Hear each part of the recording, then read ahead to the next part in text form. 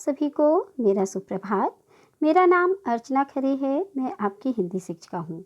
आज मैं आपको आपकी पाठ्य पुस्तक बसंत का पाठ 9 चिड़िया की बच्ची इस कहानी के बारे में बताएंगे। ये कहानी जयनेंद्र कुमार जी के द्वारा लिखी गई है। इस कहानी में एक चिड़िया की आज़ाद ज़िंदगी की तुलना और एक अमीर सेठ की विवश ज़िंदगी से की गई है। ठीक है, जो चिड़िया है उसकी आज़ाद ज़िंदगी और सेठ की विवशता से की गई है। इसमें माधव दास के पास हर तरीके की भौतिक सुख सुविधाएं रहती, मतलब उसके पास हर रुपया पैसा धन दौलत ऐशो आराम सब चीज़ रहता था, मगर इसके बाद भी वो खुश नहीं था। मगर चिड़िया के पास भौतिक सुविधा के नाम पे उसकी माँ का दिया हुआ एक घोंसला और कुछ दाना पानी रहता था।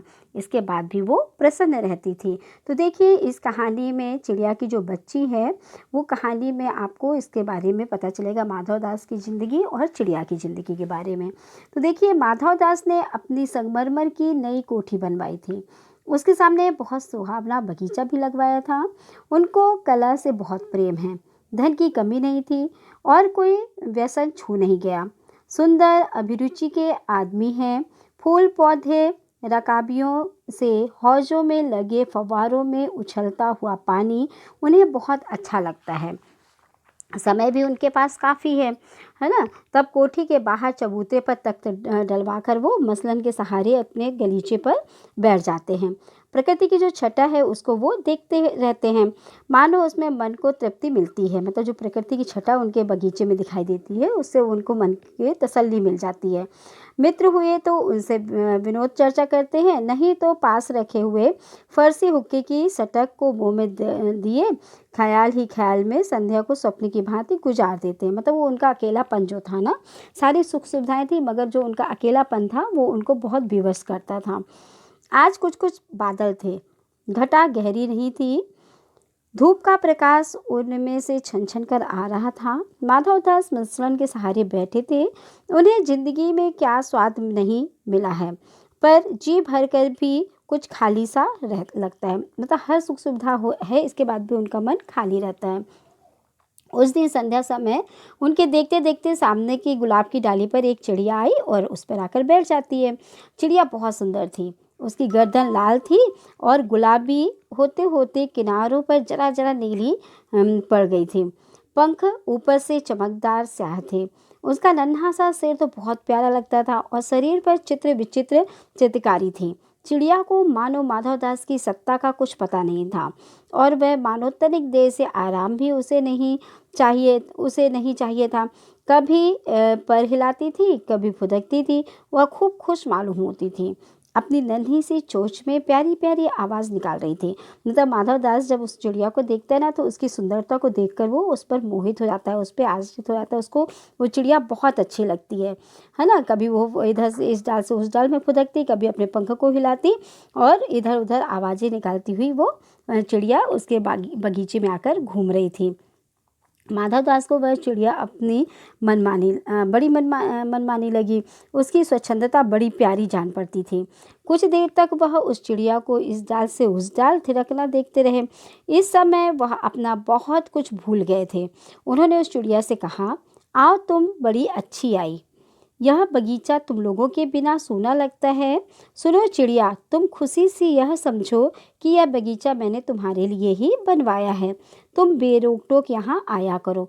माधव दास को वो चिड़िया जब देखते तो उन्हें बहुत खुशी होती, क्योंकि उनके बाग में कोई चहकने वाला आ गया था।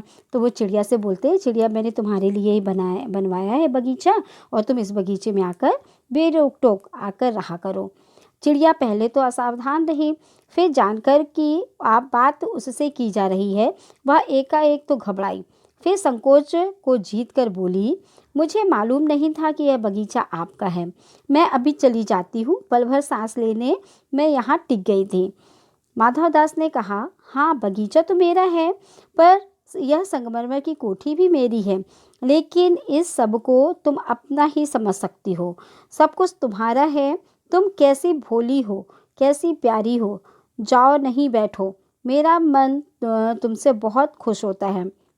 और माधव दास बोलते हैं, हाँ, ये सारी चीज़ें हमारी हैं, मगर तुम यहाँ इत्मीनान से रह सकती हो और आराम से यहाँ पर बैठ सकती हो और खुश रहो। चिड़िया बहुत कुछ सकुचा गई। उसे बोध हुआ कि वह उससे गलती तो नहीं हुई, वह यहाँ बैठ गई है। उसका थिरकना रुक गया। भयभीत से वह बोली, मैं थक कर यहाँ बैठ गई थी, मैं अभी चली जाऊंगी। बगीचा आपका है, मुझे माफ़ करें। चिड़िया को जब माधवदास ने ऐसा कहा तो चिड़िया को थोड़ा संकोच लगा और वह उसकी बातों से डर गई, कहीं ऐसा नहीं हो कि वो उसको कैद कर ले। मगर उसने मतलब अपनी गलती का एहसास करते हुए माधवदास से कहा कि मैं थक गई थी, इसलिए मैं यहाँ बैठ गई थी, मैं यहाँ से चली जाऊँगी, मुझे माफ़ कर दीजिए। तभी माधवदास ने कहा, मेरी भोली चिड़िया, तुम्हें देखकर मेरा चित्त प्रफुल्लित हुआ है, तुम्हें देखकर हमारा मन जो है खुश हुआ है। मेरा महल भी सूना है, यहाँ कोई भी चहचहाता नहीं है। तुम्हें देखकर मेरी रागनियों का जी बहलेगा। तुम कैसी प्यारी हो, यहाँ ही तुम क्यों ना रहो। मतलब वो कहते हैं कि तुमको देखकर हमारा मन बहुत खुश हो जाता है, हो गया है। यहाँ पर कोई भी चहचहाने वाला नहीं था, तुम यहाँ रुकोगी तो हमारा मन भी लगेगा और हमें बहुत अच्छा लगेगा। चिड़िया बोली, मैं माँ के पास जा रही हूँ। सूरज की धूप खाने और हवा से खेलने और फूलों से बात करने में जरा घर से उड़कर आ गई थी। अब सांझ हो गई है और माँ के पास जा रही हूँ, अभी अभी मैं चली जा रही हूँ।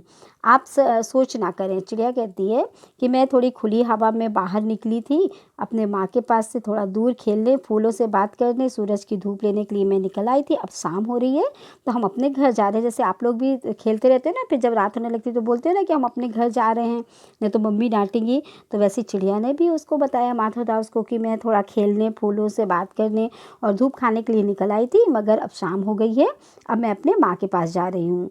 माधवदास ने कहा, प्यारी चिड़िया, पगली मत बनो। माधवदास ने उसको बहुत लालच दी कि तुम पागल मत बनो, देखो तुम्हारे चारों तरफ कैसी बहार है, देखो वह पानी खेल रहा है, ऊपर उधर गुलाब हंस रहा है, भीतर महल में चलो, जाने क्या क्या ना पाओगी। मतलब वो उसको लालच देता है माधवदास चिड़िया को। मेरा दिल वीरान है, यहाँ वहाँ कब हंसी सुनने को मिलती है। मेरे पास बहुत सा सोना मोती है, सोने का एक बहुत सुंदर घर मैं तुम्हें बना दूंगा, मोतियों की झालर उसमें लटकेगी, तुम मुझे खुश रखना। और तुम्हें क्या चाहिए, माँ के पास बताओ क्या है, तुम यहाँ ही सुख से रहो मेरी भोली गुड़िया। चिड़िया इनकी बातों में से डर जाती है। क्यों? क्योंकि वो लालच दे रहे थे, है ना। माधवदास जो है उसको लालच देकर अपने पास में रखना चाह रहे थे। चिड़िया इन बातों से बहुत डर गई। वह बोली, मैं भटक कर तनिक आराम के लिए इस डाली पर रुक गई थी, अब भूलकर भी ऐसी गलती नहीं होगी। उसको लगा कि ये मेरी गलती है, तो अपनी गलती को के लिए वो उनसे माफ़ी मांगती है। मैं अभी यहाँ से उड़ी जा रही हूँ, तुम्हारी बातें मेरी समझ में नहीं आती। मेरी माँ के घोंसले से के बाहर बहुत तेरी सुनहरी धूप बिखरती रहती है, मुझे और क्या करना है। 2 दाने माँ ला देती है और जब मैं पर खोलने बाहर जाती हूँ तो माँ मेरी बाट देखती रहती है। मुझे तुम और कुछ मत समझो, मैं अपनी माँ की हूँ, मैं तुम्हारे पास नहीं रह सकती, मैं अपनी माँ की हूँ और अपने माँ के पास ही जाऊँगी। माधवदास ने कहा, भोली चिड़िया, तुम कहाँ रहती हो, तुम मुझे नहीं जानती हो। चिड़िया, मैं माँ को जानती हूँ, भाई को जानती हूँ, सूरज को और उसकी धूप को जानती हूँ, घास पानी और फूलों को जानती हूँ। महामान्य, तुम कौन हो, मैं तुम्हें नहीं जानती। चिड़िया उसको बोलती है माधवदास से कि मैं तुमको नहीं जानती, मैं अपनी माँ को जानती हूँ, सूरज, धूप, घास, पानी, फूल आदि सभी चीज़ों को जानती हूँ, मगर मैं तुम्हें नहीं जानती। तो कोई भी व्यक्ति होता है ना, अपरिचित व्यक्ति के पास रहने से डरता है ना, तो वही काम उस चिड़िया का भी था। माधवदास, तुम भोली हो चिड़िया, तुमने मुझे नहीं जाना, तब तुमने कुछ नहीं जाना, अगर तुमने मुझे नहीं जाना तो तुमने कुछ भी नहीं जाना।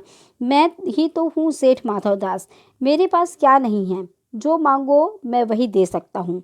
चिड़िया, पर मेरी तो छोटी सी जात है, आपके पास सब कुछ है, तब मुझे जाने दीजिए। माधवदास बोलता है, चिड़िया तू निरी अनजान है, मुझे खुश करेगी तो तुझे माला माल कर सकता हूँ। चिड़िया, तुम सेठ हो, मैं नहीं जानती सेठ क्या होता है, पर सेठ कोई बड़ी बात होती होगी, मैं अनसमझ ठहरी। मैं तुम्हें बहुत प्यार करती, माँ मुझे बहुत प्यार करती है, वह मेरी राह देखती होगी। मैं माला माल होकर क्या होऊंगी, मैं नहीं जानती माला माल किसे कहते हैं। क्या मुझे वह तुम्हारा माला माल होना चाहिए। क्या मुझे वह तुम्हारा मालामाल होना चाहिए? सेठ, अरे चिड़िया, तुझे बुद्धि नहीं है। तू सोना नहीं जानती? सोना उसी की जगत को तृष्णा है। वह सोना मेरे पास ढेर का ढेर है। तेरा घर समूचा सोने का होगा। ऐसा पिंजरा बनवाऊंगा कि कहीं दुनिया में ना होगा, ऐसा कि तू देखती रह जाए। तू उसके भीतर थिरक थिरक फुदक फुदक कर मुझे खुश करियो। मेरा तेरा भाग्य खुल जाएगा। तेरे पानी पीने की कटोरी भी सोने की होगी। चिड़िया, वह सोना क्या चीज़ होती है, सेठ तू क्या जानेगी। तू चिड़िया जो है ना, सोने का मूल्य सीखने के लिए तुझे बहुत सीखना है। बस यह जान ले कि सेठ माधवदास तुमसे बात कर रहा है। जिससे मैं बात तक कर लेता हूँ, उसकी किस्मत खुल जाती है। तू अभी जग का हाल नहीं जानती। तेरी कोठियों पर कोठियाँ हैं, गरी बगीचों पर बगीचे हैं, दास दासियों की संख्या नहीं है। पर तुझसे मेरा चित्त प्रसन्न हुआ है। ऐसा वरदान कब किसी को मिलता है। री चिड़िया, तो इस बात को समझती क्यों नहीं। देखो, सब चीज़ सारा सुख होने के बाद भी चिड़िया उसकी लालच में नहीं आई। क्यों? क्योंकि वो अपने जितना उसके पास था उतने में ही खुश थी वो। अतः वो सेठ के पास रहने से मना कर देती है। सेठ, ठहर ठहर, इस अपने पास के फूल को तूने देखा? यह एक है। ऐसे अनगिनती फूल हैं, ऐसे अनगिनती फूल मेरे बगीचों में हैं। वे भांति भांति के रंग के हैं, तरह तरह की उनकी खुशबू है। चिड़िया, तैने मेरा चित्त प्रसन्न किया है और वे सब फूल तेरे लिए खिला करेंगे। वहाँ घोंसले में तेरी माँ है, पर माँ क्या है? इस बहार के सामने तेरी माँ क्या है? वहाँ तेरे घोंसले में कुछ भी तो नहीं है। तू अपने को नहीं देखती? कैसी सुंदर तेरी गर्दन, कैसी रंगीन देह। तू अपने मूल्य को क्यों नहीं देखती? मैं तुझे सोने से मढ़कर तेरे मूल्य को चमका दूंगा। तैने मेरे चित्त को प्रसन्न किया है। तू मत जा यहाँ से। चिड़िया, सेठ मैं अपने को नहीं जानती, इतना जानती हूँ कि माँ मेरी माँ है और मुझे यहाँ देर हो रही है। सेठ, मुझे रात मत करो। रात में अंधेरा बहुत हो जाता है और मैं राह भूल जाऊंगी। सेठ ने कहा, अच्छा चिड़िया, जाती हो तो जाओ, पर इस बगीचे को अपना ही समझो। तुम बड़ी सुंदर हो। यह कहने के साथ ही सेठ ने एक बटन दबा दिया। उसके दबने से दूर कोठी के अंदर आवाज़ हुई, जिसे सुनकर एक दास झपट कर भागकर बाहर आया। यह सब क्षण भर में हो गया और चिड़िया कुछ भी नहीं समझ पाई। सेठ कहते रहे, तुम अभी माँ के पास जाओ, माँ बाट देखती होगी, पर कल आओगी ना? कल आना, परसों आना, रोज आना। यह कहते कहते दास को सेठ ने इशारा कर दिया और वह चिड़िया को पकड़ने के जतन में चला गया। सेठ कहते रहे, सच तुम बड़ी सुंदर लगती हो। तुम्हारे भाई बहन हैं? कितने भाई बहन हैं? सेठ उसको उसकी बातों में लगाए हुए थे। वो ये सोच रहे थे कि इसको हम अपनी बातों में लगा लेंगे तो जो उनका दास है वो उसको, चिड़िया को पकड़ लेगा। लेकिन चिड़िया बोलती है, 2 बहन 1 भाई, पर मुझे देर हो रही है। हाँ हाँ, जाना, अभी तो उजेला है। 2 बहन 1 भाई है, बड़ी अच्छी बात है। पर चिड़िया के मन के भीतर जाने क्यों चैन नहीं था। मतलब उसको अंदर से बहुत घबराहट हो रही थी उसकी बातें सुन के। वह चौकन्नी हो चारों ओर देखती थी। उसने देखा, सेठ मुझे देर हो रही है।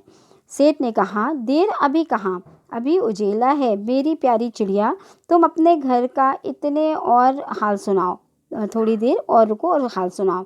भय मत करो, चिड़िया ने कहा। सेठ मुझे डर लगता है, माँ मेरी दूर है, रात हो जाएगी तो राह नहीं सूझेगी।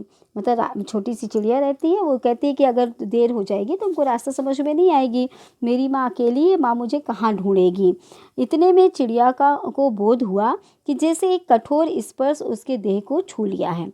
मतलब वो एकदम घबरा गई। जैसे उसके दास ने उसको, चिड़िया को पकड़ने की कोशिश की तो उसको लगा कि जैसे किसी ने मुझे स्पर्श किया है। चीख देकर चिचियाई और एकदम उड़ी। नौकर के फैले हुए पंजे में वह आकर भी नहीं आ सकी, है ना, क्योंकि वो पहले से ही सतर्क थी। सेठ की बातों से वो सतर्क हो गई थी, इसलिए उसे लगा कि मुझे कोई पकड़ने वाला है, अतः वह तुरंत उड़ गई। उसके से जो दास था उसके पंजे में नहीं आई। तब वह उड़ती हुई एक सांस में माँ के पास गई और माँ की गोद में गिरकर सुबकने लगी। ओ माँ, ओ माँ। माँ ने बच्ची को छाती से चिपटा कर पूछा, क्या है मेरी बच्ची, क्या है? पर बच्ची काँप काँप कर माँ की छाती से और चिपक गई। बोली, कुछ नहीं, बस सुबकती रही। ओ माँ, ओ माँ। बड़ी देर से उसे ढांढस बंधा और तब वह पलक मीच उस छाती में ही चिपक कर सोई जैसे अब पलक ना खोलेगी, है ना। तो इसी तरीके से आज के समाज में भी लोगों को लालच देकर, बच्चों को लालच देकर उसको अपने कब्जे में करते हैं और अपना दास बना कर रखते हैं। जैसे मगर हमें भी इस समाज में रहते हुए सभी चीज़ों के बारे में जानकारी रखनी चाहिए और हमें कभी किसी की लालच में नहीं फंसना चाहिए। और अपना घर सबसे अच्छा, चाहे वो गरीब हो या अमीर, है ना, हमारा घर सबसे अच्छा। हमें किसी को, अगर कोई हमको लालच देता है तो हमको उसके लालच में नहीं फंसना है, क्योंकि अगर हम लालच में आ जाएंगे तो हम अपना जीवन नष्ट कर सकते हैं। जिस तरीके से वो चिड़िया सतर्क थी, उसी तरीके से आपको भी सभी लोगों से सतर्क रहना चाहिए। ठीक है, तो आपको इस कहानी को और पढ़िएगा और समझने की कोशिश करिएगा। धन्यवाद।